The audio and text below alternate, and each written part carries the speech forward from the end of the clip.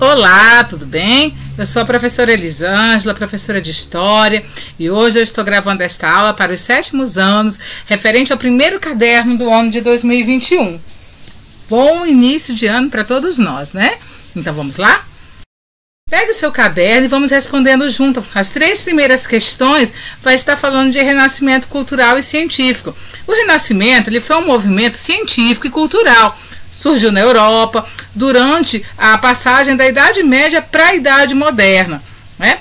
O que fez com que o Renascimento acontecesse foi o movimento das grandes navegações, sofreu influência de outras civilizações, retomou os estudos das civilizações clássicas, que era Grécia e Roma, porque no passado essas civilizações elas já tinham bastante conhecimento, mas quando a Igreja Católica ela guarda esse conhecimento, ela detém esse conhecimento, o povo fica sem saber de muita coisa. E agora, nesse momento, eles voltam a estudar essas civilizações.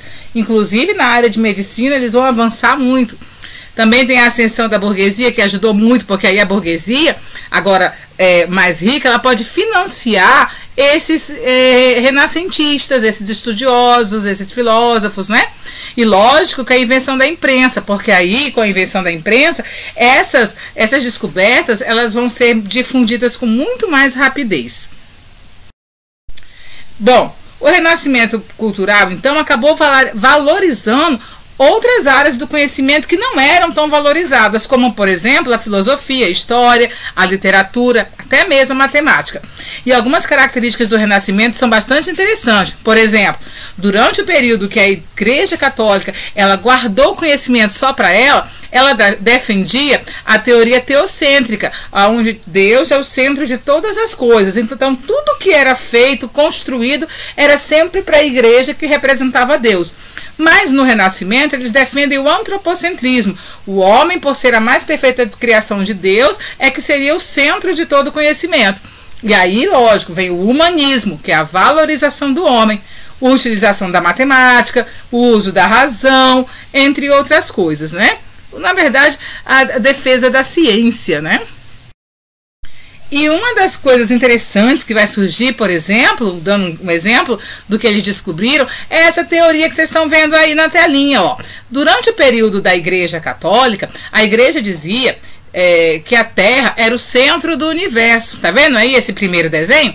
Portanto, todos os planetas, inclusive o Sol e a Lua, deveriam girar em torno da Terra. Esse estudo era chamado de geocentrismo.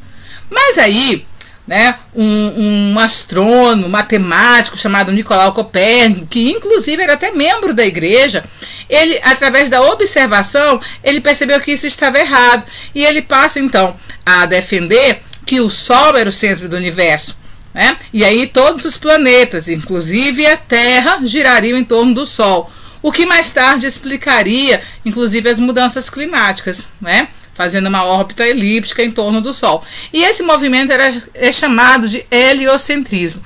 A igreja não gostou nada, né? E as ideias de Copérnico foram extremamente retaliadas pela igreja. Bom, a partir da questão 4, nós vamos estar revendo o feudalismo. Também estudamos no final do ano passado, tá bom? Vamos relembrar então. O que era um feudo, né? A palavra feudo significa terra. E o feudo é uma grande propriedade rural, doada como um benefício em recompensa por serviços militares prestados. O dono do feudo é chamado de senhor feudal, e ele mandava em tudo dentro do feudo. Quem trabalhava e morava no feudo era chamado de servo. Normalmente eles chegavam no feudo fugindo dos bárbaros que estavam invadindo a Europa.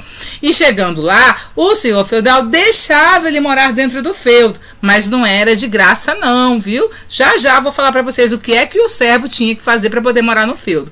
O feudo era uma unidade de produção autossuficiente, ou seja, era subsistente, ele produzia tudo que ele precisava para sobreviver. O feudalismo surgiu na Europa na época da Idade Média, tá? Bom, lá dentro do feudo, as classes sociais eram divididas de forma estamental, divididas em classes, não é? Então tem os nobres, o clero e os servos. Os nobres estão divididos com rei e clero, tá?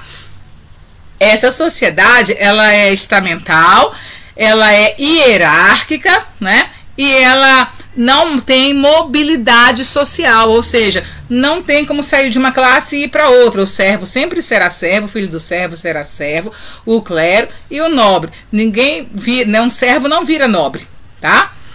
Bom, eu falei para vocês sobre o que o servo tinha que fazer para morar no feudo. Olha aí. Quando o servo, então, chegava no feudo, o senhor feudal deixava ele entrar, mas ele tinha algumas obrigações com o senhor feudal. Por exemplo, tinha a corveia, que era um trabalho que eles tinham que fazer na terra do senhor feudal. Lembrando que no feudo, a maior quantidade de terras era só do senhor feudal. O restante que sobrava era dos servos. Todos os servos ficavam num pedacinho de terra. E os servos, eles tinham que trabalhar nas terras do senhor feudal, nas construções, na agricultura, né, nas fortificações, em tudo que fosse necessário. Também tinha um imposto chamado de banalidade, que era assim, eles construíam tudo nas terras do senhor feudal, moinho, né, forno. Na terra deles não dava para fazer. Se eles precisassem usar o moinho, o forno, eles podiam usar do senhor feudal, mas tinha que pagar. Também tinha a talha. Tudo que eles produziam na terra deles, eles tinham que pegar metade e entregar para o senhor feudal, tá? A mão morta. Se o chefe da família do servo morre, para eles continuarem morando lá na terra, eles têm que pagar também um imposto para o senhor feudal. E a capitação é o imposto que a família do servo paga todo ano para o senhor feudal.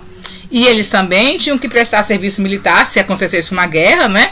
E se o senhor feudal passasse pelas terras dele, eles tinham que hospedar o senhor feudal, tá?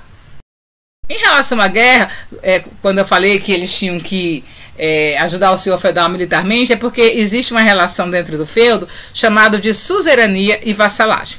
O suzerano é o que doa feudo em troca de um apoio militar. E quem recebe o feudo é o vassalo. Tá vendo esse desenhozinho aí embaixo, com dois homens conversando? Ele fala, estou dando essa terra em troca da sua fidelidade, e o outro agradece. É isso que acontecia, tá? Então, o vassalo recebia a terra e agora ele tinha que auxiliar o seu suzerano em tudo que o seu suzerano precisasse, né?